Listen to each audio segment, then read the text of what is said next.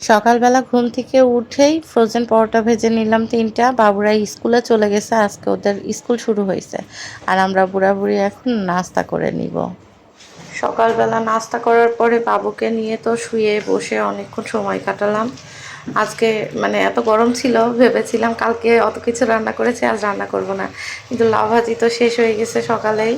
তো ভাবলাম যে পুঁই শাক সেই দিনকে পরশু দিন রাত্রে ভাজি করার পরে অল্প একটু রেখে দিয়েছিলাম তরকারি রান্না করার জন্য, কিন্তু আর বাজারে যাওয়া হয়নি।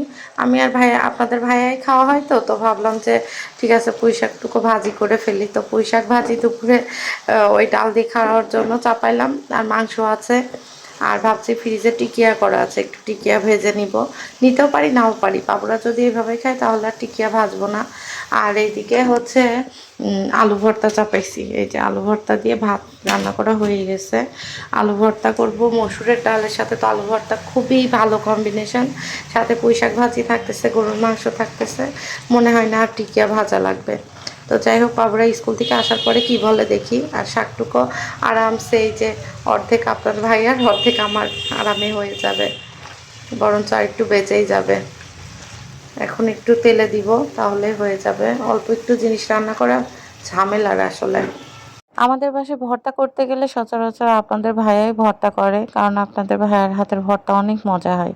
কিন্তু আজকে আপনাদের ভাইয়া এই অবেলা করে গেছে সেলুনে, বাবুরা আবার কোচিংয়ে যাবে, এই জন্য ঝটপট করে খাবারগুলো রেডি করে ফেলছিলাম, বাধ্য হয়ে আমি ভর্তা করতে লাগলাম। তো এই যে দেখেন ভর্তা করতেছি হচ্ছে গ্লাস দিয়ে, প্রথমে আলুগুলো গরম ছিল এই কারণে গ্লাস দিয়ে আর কি মানে ছেনে নিচ্ছি। এই আলু মানে ম্যাশ করার এইটা আমার দুইটা আছে, একটা বড় একটা হচ্ছে ছোট, মানে ডান্টি বড়ওয়ালা, একটা ছোট। কিন্তু দুইটার একটাও কোথায় রেখেছি খুঁজে পাচ্ছি না। আসলে বেশি থাকলে যেরকম অবস্থা হয়, এখানে ওখানে রাখা হয়, আসলে ভর্তা তো সবসময় করা হয় না, এই জন্য আসলে কোথায় কোথায় যে মানে রাখি সেটা আর পরে মনে থাকে না।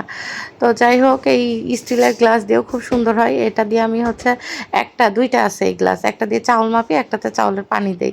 তো সেটা দিয়ে ভর্তা করে নিচ্ছি। তো যাই হোক, এই ছিল আমার দুপুরের আজকে খাওয়া দাওয়া। পুঁই শাক ভাজি, আলু ভর্তা, আর হচ্ছে লাউ ভাজি ছিল সকালের একটু।